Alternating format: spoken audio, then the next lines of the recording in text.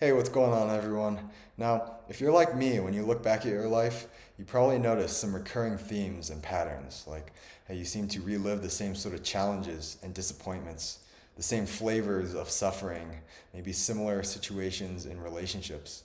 And funny enough, the more we experience these things, the more we start to believe they're true.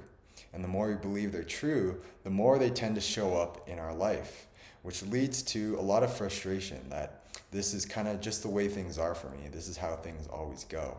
But at a deeper level, I think if we really were to examine it, what we'd find is that we're actually comfortable in this state of suffering. And this is the thing to understand about the way the mind works is that at its core, it's wired for one thing and one thing only, and that's our survival.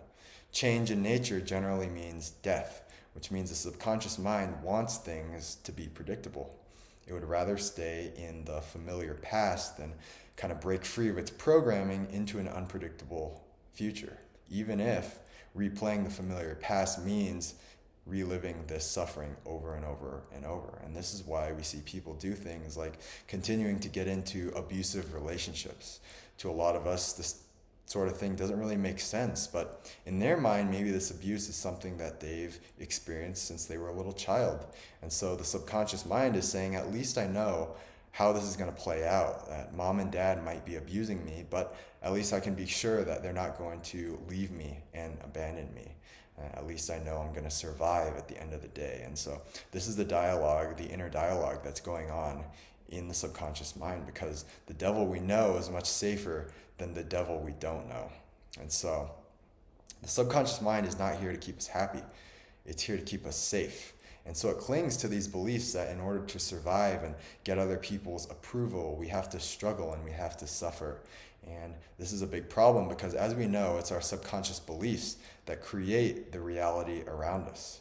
What we see outside of us exists within us. The external world is nothing more than this big mirror that reflects back to us our own deepest beliefs about life. And so when we're worried about all the ways we might suffer in the future, all we see is more suffering. When we become fixated on all these obstacles that are in our way, all we see is more obstacles, right? And so when things aren't going our way, the mind starts to get into this big negative loop. It thinks it needs to work harder to fix the problem. It needs to control things even more than we usually do. But it's actually the opposite. If we were to just let go and move into a more joyful state, the ideas and the solutions would just flow to us effortlessly. So how do we get to this place? Well, the first step is to take full responsibility for our own experience. It's to acknowledge that we are not a victim, we're a creator, to move from a state of powerlessness to a state of empowerment, and to say that all my problems, my life, are the result of my own beliefs, my own attitudes, and my own actions. They're not the fault of other people, they're not the fault of societal oppression or corrupt governmental structures. And maybe this is the case. Maybe we can make an argument that these things are to blame. But wouldn't you rather be able to say that everything is my fault? Because if it's my responsibility, then I'm now in a position of power to change it because I can do something about it. If it's everybody else's fault, then I'm kind of screwed no matter what I do. And so the first step is to take responsibility for your life, to own all of it. And the next step is to make an inner commitment to change, to see the world in a different way. And this doesn't need to be difficult. It can be as simple as making a firm inner decision. You can write it down in a journal. You can just make a statement or a prayer to the universe and say, God, universe, I don't want to create this life of struggle and suffering for myself anymore. I'm committing right now to be happy, to be grateful, and to follow my highest joy in life. Will you please support me in doing so? And that's all you need. And when you make this commitment, you will find that your world will start to change. And this doesn't mean that that money is going to fall out of the sky and all your problems are going to disappear overnight. In a lot of ways, you might actually start to bump up against your own limitations even more, because life is going to start to present you with challenges and opportunities that highlight all these beliefs and attitudes that are preventing you from following your highest joy. So if you're experiencing this, you can be sure that your prayer has been heard. These are all areas that need deep inner healing. And these are firmly held beliefs from early childhood that your mind has held on to because it thinks that it's keeping you safe by believing in these things. And um, we can take a more passive approach and trust that life is always going to present us with these situations that bring us inner healing and maximal growth. But we can also be more proactive about it and go deep within ourselves and do the inner work, the shadow work, before we get blindsided by life and everything starts to fall apart. And so if you're interested in a free meditation to help you uncover some of these deeply held beliefs, check it out down below. I'll put it in the description. It's one of my favorite pieces of content that I've created. So check that out. But even when we do start to do this deep inner work, life, it's not going to be perfect and it's not going to be predictable. And this isn't really what we should want, in my opinion. Life is meant to be fun. It's meant to be an adventure that we're meant to experience all these unexpected joys and surprises. And so life does require that we take action, but it should be inspired action that comes from the heart, not this feeling of obligation or guilt that I think so many of us are driven by so often. So if you do notice yourself falling into old patterns or negativity, just make a simple decision to choose a higher state. And I think the thing to understand is that if you're in a low state, you don't need to move yourself into this state of love and bliss and oneness. All you need to do is move to a slightly higher state than the one you were in before. And so you might be familiar with the map of consciousness developed by David Hawkins that illustrates the vibrational scale of every emotion, from enlightenment at the top all the way to shame at the bottom. So shame is the lowest emotion we can feel. And what he says is if you're in a low state, just focus on moving upward in the scale. You can even just move one place higher. So if you're in a place of apathy, maybe you're just really depressed, you're at a place where you're like, I don't even care about life anymore. What's the point? You're in a state of apathy. Even moving from apathy a couple steps up to anger, that's a positive step.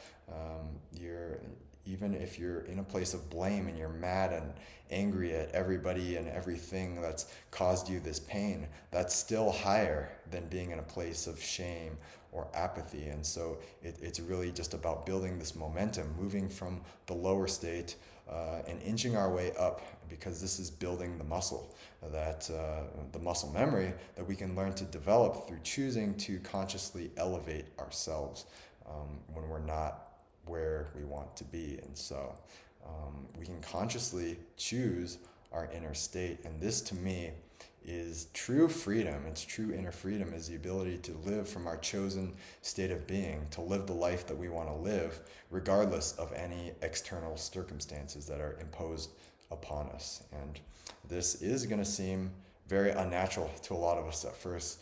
We've been programmed to believe that how we feel on the inside is dependent on our external circumstances, that we have to wait to get something good on the outside in order to feel good and rewarded on the inside.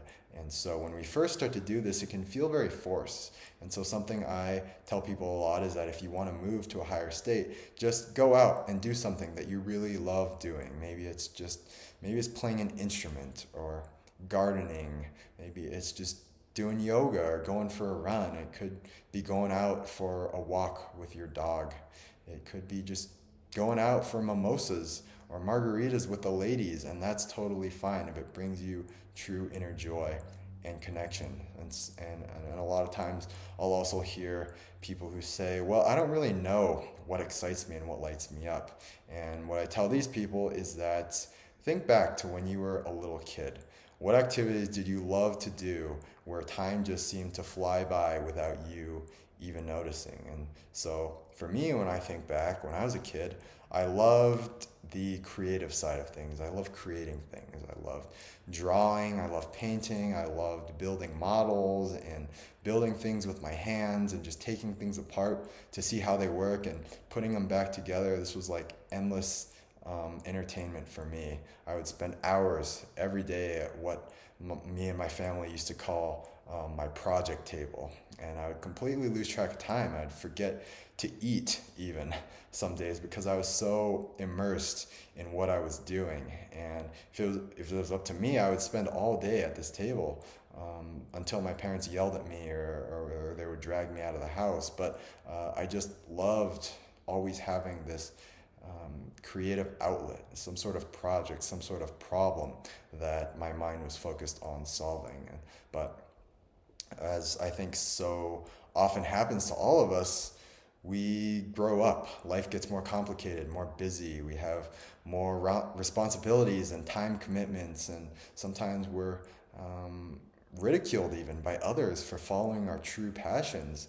I think at some point I started to sense from others this attitude of, well, art and drawing is for girls, not for boys, right? And boys play sports, they drive cars. And so as I got older, I sort of abandoned this part of myself. I think I got busy fulfilling the obligations that I felt pressured to fulfill: go to school, pursue a career, forgetting that a career that truly lights me up is probably going to involve some of these elements of creativity and working with my hands, artistic endeavors, interests from childhood, because these are the things that really truly point us to our passion, and they're the things that we were aligned with when we were little kids and we kind of got away from. And so this is something that I've been working on personally, is finding things just throughout the day that really excite this inner child. Sometimes it's just finding things around the home that need fixing, or picking up new hobbies that involve tinkering around and working with my hands. It's something that I'm really trying to incorporate into what I'm doing with business and with YouTube. Things like building a website and designing YouTube thumbnails. These are things that to a lot of people, they're this big chore, a lot of entrepreneurs and content creators. But for me, I love it. It really allows me to express this creative side and explore this creative avenue. And so my message, my point with all of this is just follow your passion. Let your heart be your guide that really propels you towards your higher purpose and your greatest happiness. I think that looking back, sometimes the things that, quote, appear to not work out are really just things that are an important part of the journey, because they get us to move and take action. They get us from point A to point B so that we'll be prepared for something even bigger when the next opportunity arises. And so mistakes are a part of the process. But when you're being true to yourself, I can promise you that the universe will support you in what you're doing and what you choose to do. And when we're not living in alignment with our true selves, I can also assure you that life will seem to meet you with a lot of resistance and friction, because this is really what all that life is asking of you, is to be yourself. You are one of a kind. There's no other human being on the planet who could do what you do the way that you do it. There's no other human being who can say what you say the way that you say it. And so if you're looking for your purpose, the meaning of your life, this is it. This is your mission here in this lifetime, is just to be you. And so I'll remember that. That's a message for today. If you enjoyed this video, please be sure to give it a thumbs up and subscribe if you're new to the channel. Really helps me out. Drop a comment as well if you feel called. Let me know what your experience is with this, what lights you up, what your passion is, and let me know what kind of content you would like to see moving forward, what would be helpful to you. Thanks so much to all of you who continue to take the time to do so. Really means a lot. Have an amazing day, and I'll see you next time.